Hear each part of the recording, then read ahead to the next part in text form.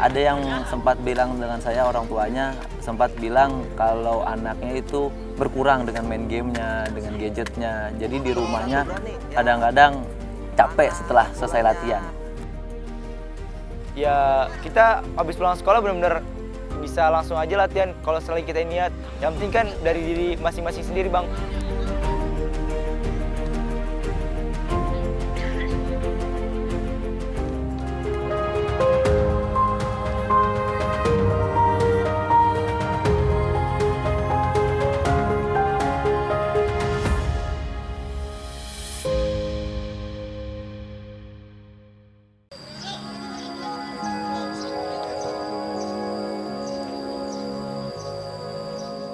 Siang itu, cuaca di Desa Pamegarsari, Kecamatan Parung, Kabupaten Bogor, Jawa Barat cerah berawan.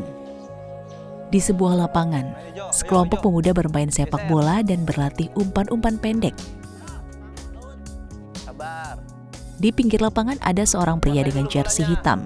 Sesekali ia memberi arahan kepada sekelompok pemuda tersebut. Pindahin arahnya, Saleh.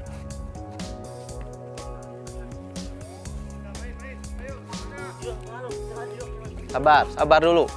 Minta, Dimas. Pria itu adalah Dede Julian Hartajat, pelatih di sekolah sepak bola usia dini di Parung bernama Pas Parung.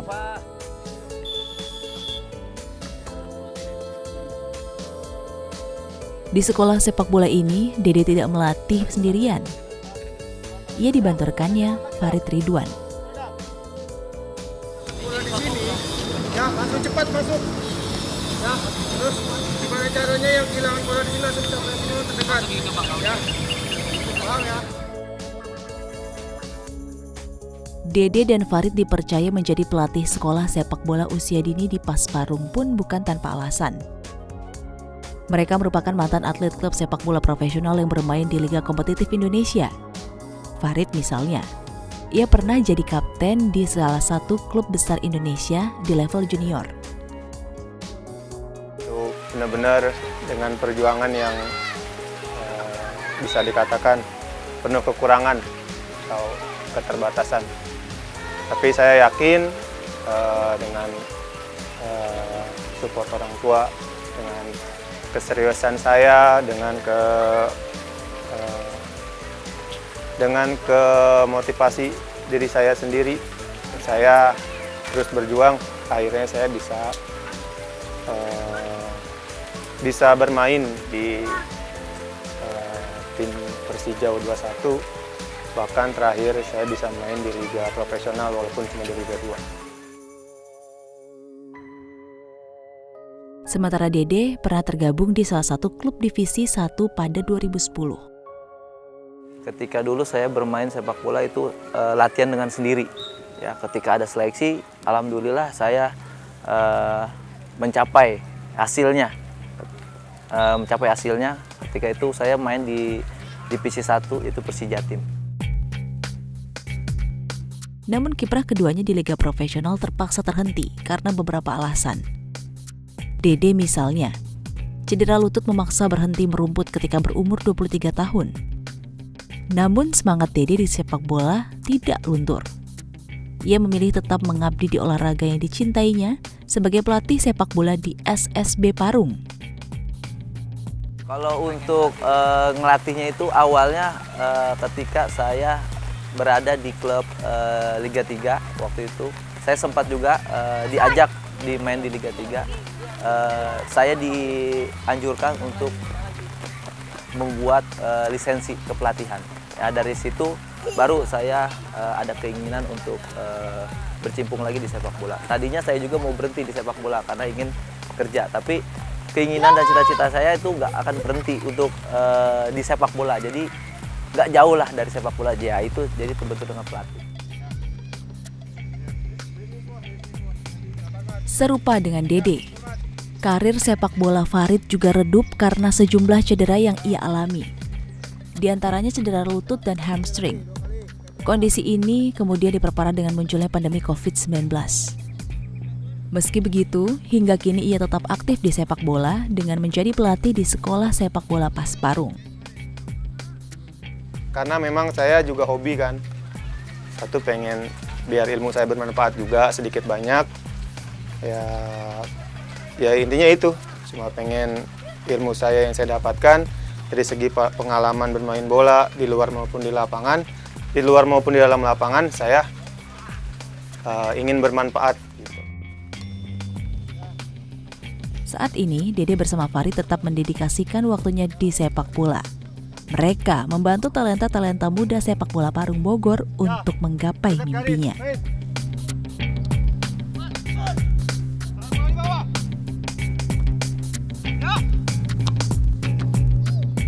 Awalnya mereka membentuk SSB ini untuk memberi wadah kepada anak-anak di daerah, khususnya daerah Parung, yang ingin bermain sepak bola.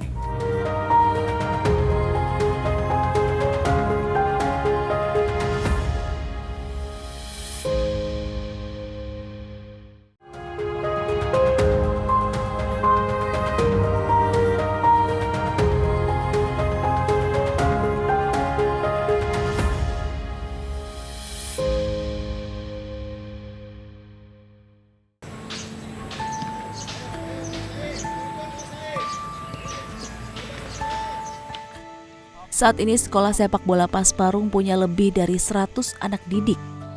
Dede bercerita, sekolah sepak bola ini berdiri pada 2017. Sementara ia mulai bergabung pada 2019. Menurut Dede, pertama kali bergabung hanya ada 4 orang siswa di sekolah sepak bola PAS Parung. Awal pembentukan itu terbentuk ada seseorang, itu 2 yang saya tahu itu almarhum Bapak Asep Dermawan dan Coach Imam Nugroho. Awalnya mereka membentuk SSB ini untuk memberi wadah kepada anak-anak di daerah, khususnya daerah Parung, yang ingin bermain sepak bola. Ya, kebetulan potensi yang ada di wilayah Parung ini sangat bagus-bagus, makanya mereka ingin memberi wadahnya kepada anak-anak itu bermain sepak bola di daerah Parung. Kuasain dulu bolanya. Ya. Seiring berjalannya waktu, jumlah siswa yang berlatih di PAS Parung terus bertambah. Salah satu yang mendorong naiknya jumlah siswa adalah murahnya biaya latihan di sekolah sepak bola ini. Kita membuka SSB ini khusus kalangan anak-anak atau orang-orang menengah ke bawah. Jadi kita tidak membatasi juga. Jadi setiap latihan itu 5.000 per latihan. Jadi nggak ada bayar bulanan. Jadi tidak memberatkan untuk orang tua, siswa atau anak-anaknya. Salah satu siswa andalan dari SSB Parung adalah Nahar Mubarak Darmawan yang masih berusia 16 tahun. Ia adalah anak Asep Darmawan, salah satu pendiri SSB PAS Parung. Minatnya pada sepak bola menurun dari ayahnya yang juga pernah jadi pemain bola. Kalau latihan di PAS Parung kan, PAS Parung juga baru kebentuk di 2018 atau 2017 gitu. Jadi baru pas kelas 6 SD atau 1 SMP waktu itu. Karena emang dari hobi dan passion, terus juga orang tua ngedukung dari dulu. Almarhum papa juga dulu soalnya main bola, jadi kayak anaknya juga harus bisa bermain bola gitu.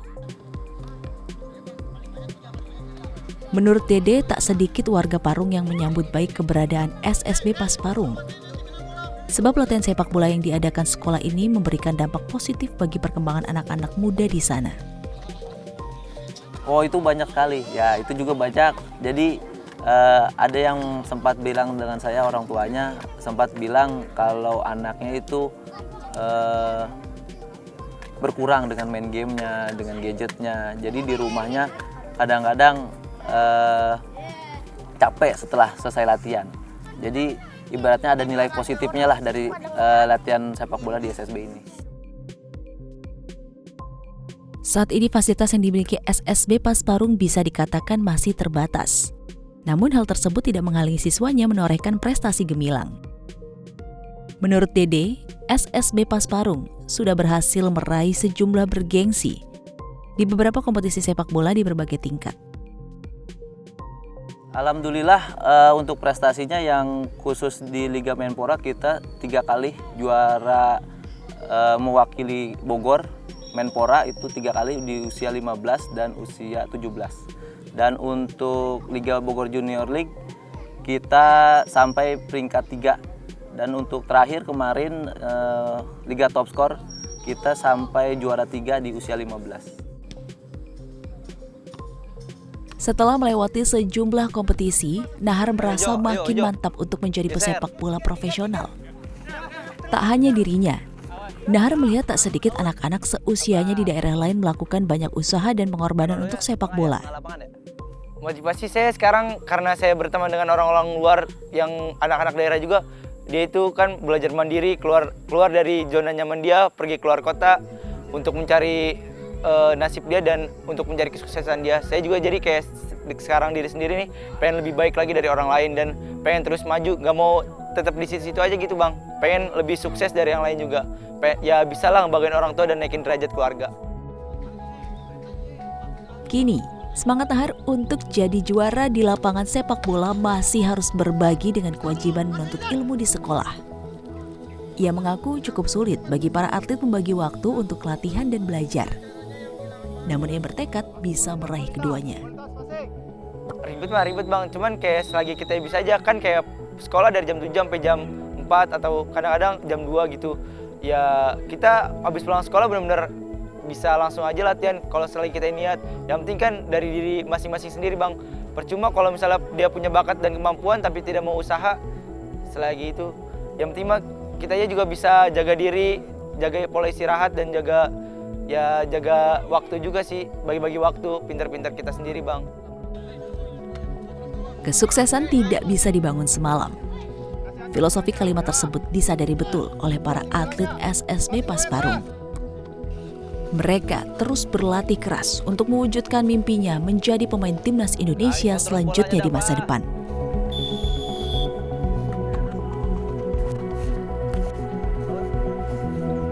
Terkadang kan kendalanya turnamen-turnamen sekarang nih terlalu besar untuk biayanya gitu, untuk materi. Jadi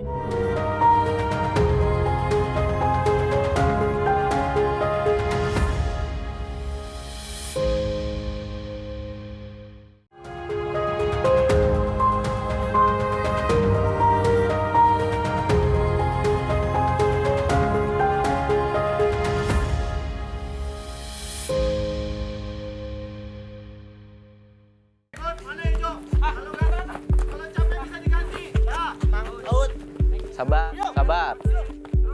Kuasain dulu bolanya. Pindahin jauh. Membuka sekolah sepak bola usia dini di perkampungan seperti Pasparung ternyata tak mudah membalikan telapak tangan. Cukup banyak tantangan yang dihadapi. Salah satunya adalah fasilitas latihan yang minim. Ini membuat sekolah sepak bola harus menggelar latihannya serba mandiri.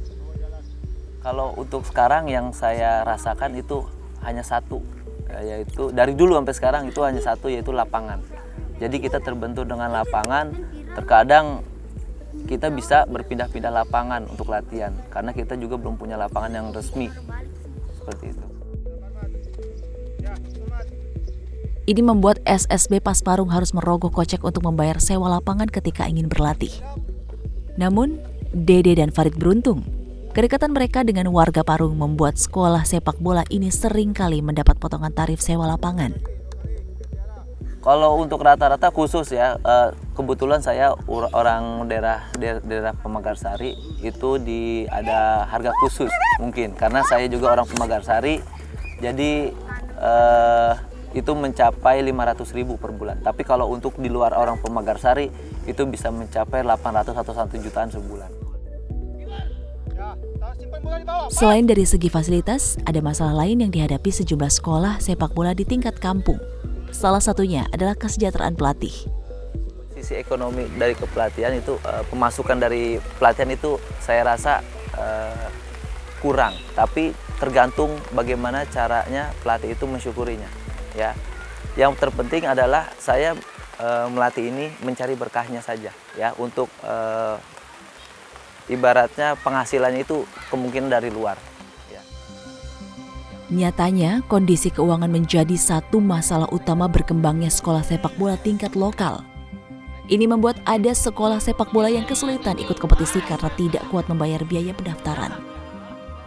Terkadang kan kendalanya turnamen-turnamen sekarang nih terlalu besar untuk biayanya gitu, untuk materi. Jadi banyak SSB juga yang ragu untuk ikut padahal dia punya pemain bagus-bagus. Jadi ya pemain SSB itu sendiri nggak bisa terorbit. Kendala kadang juga datang dari dalam sekolah sepak bola tersebut, diantaranya dari para atlet. Tidak bisa dipungkiri, banyak atlet sepak bola muda potensial yang mengejar mimpi mulai dari sekolah sepak bola tingkat kampung. Namun, terkadang keberadaan mereka luput dari pantauan karena para pencari bakat kurang memperhatikan talenta SSB lokal. Kalau menurut saya sih masih kurang telescouting yang melihat SSB di kampung-kampung kecil kayak gini. Salah satu kesempatan untuk mendapat lirikan para pencari bakat adalah dengan mengikuti sejumlah kompetisi tingkat lokal, daerah, atau nasional. Namun, kini kompetisi semacam itu terhenti karena pandemi COVID-19. Kalau untuk sekarang sepertinya kurang bang, karena abis pandemi kan, pas lagi pandemi juga, sebelum pandemi itu kan liga di mana-mana, setiap hampir sebulan sekali aja saya liga biasanya ada 3, kalau sekarang cuma ada 1, ini juga tertutup liganya karena nggak boleh diliput media juga kan. Dulu mah saya paling senang sekali bang, jadi kayak setiap main itu di koran ada pertandingan ini, ada ntar pemain terbaiknya. Kalau sekarang kan benar-benar nggak boleh diliput karena pandemi ini.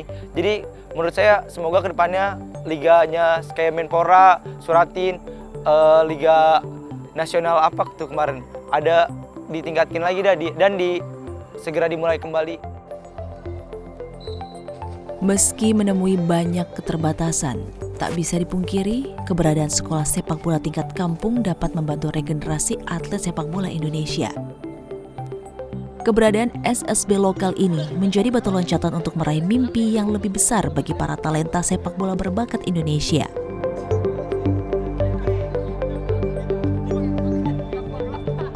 Ngapain sih latihan mulu, jadi pemain timnas juga enggak. Itu kadang-kadang motivasi saya tuh harus latihan.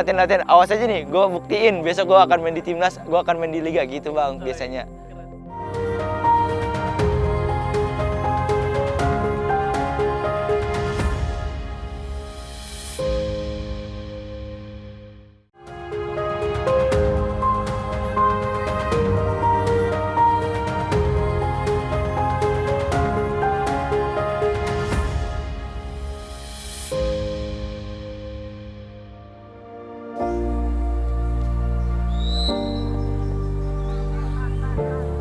Tahan, Bu.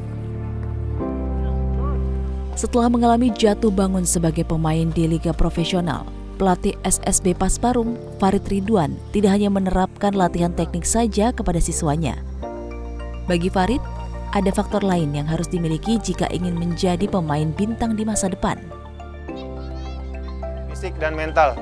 Ya terus fisik, mental, dan satu kedisiplinan. Itu dia. Saya pengen yang paling sulit itu kedisiplinannya.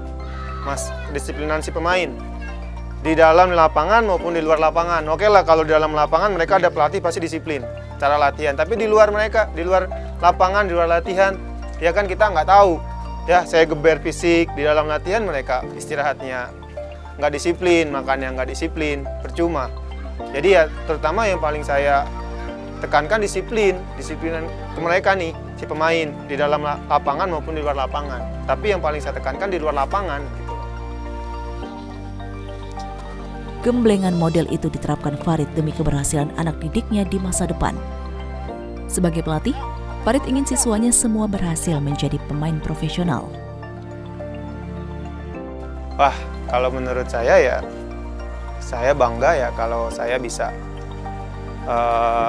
melatih anak didik saya dari nol sampai mereka bisa mungkin mereka bisa jadi pemain sukses, dalam arti ya mereka bisa jadi pemain liga, bahkan pemain timnas. Di samping itu ya harus dengan mempunyai sikap, attitude yang baik di dalam dan di luar lapangan. Senada dengan Farid, Dede pun juga ingin anak didiknya bisa sukses menjadi pemain profesional. Saya bertahan di SSB ini ya itu. Jadi saya nggak mau seperti saya dahulu. Jadi saya pengen anak-anak ini benar-benar jadi pemain sepak bola yang profesional. Gitu tujuan. Murni pengen nyetak. Nyetak ya, karena nggak mau seperti saya dulu ya, berhenti di tengah jalan. Saya pengen anak-anak daerah, khusus daerah Parung ini, SSB yang saya bina atau klub yang saya bina itu menjadi anak-anak yang berhasil di sepak bolanya nanti. Dede juga bersedia membuka akses untuk anak didiknya agar bisa bermain di liga profesional melalui koneksi yang dimilikinya. Saleh, tinggalan terus. Karena saya dulu susah mencari klub ya. Jadi saya pengen anak-anak itu jangan seperti saya, susah mencari klub ya. Jadi kebetulan saya udah punya klub Liga 3, ya itu tujuan saya satu-satunya. Jadi anak-anak itu biar bisa berkembang dan punya arah dan tujuannya nanti.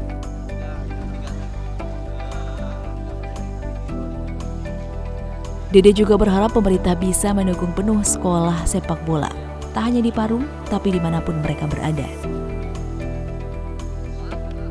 Harapan terakhir saya, yang penting anak-anak selalu rajin untuk berlatih, ya, didukung dengan support dari pemerintahan desa ataupun dari PSSI secara langsung.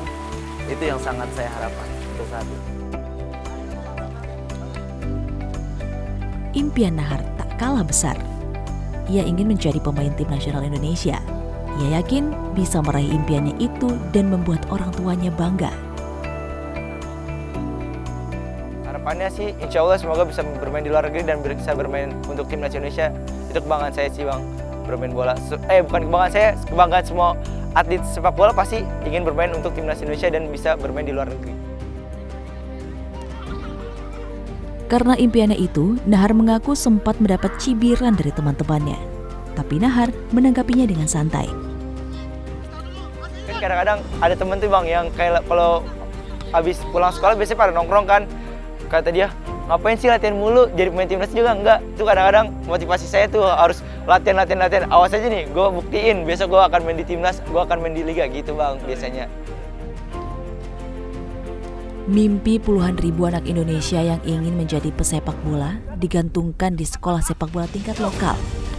Meski banyak keterbatasan di dalamnya, mereka tetap berjuang menjadi yang terbaik dengan keringat dan air mata. Semua memiliki tujuan yang sama, yaitu meraih kejayaan bersama timnas Indonesia di kancah dunia.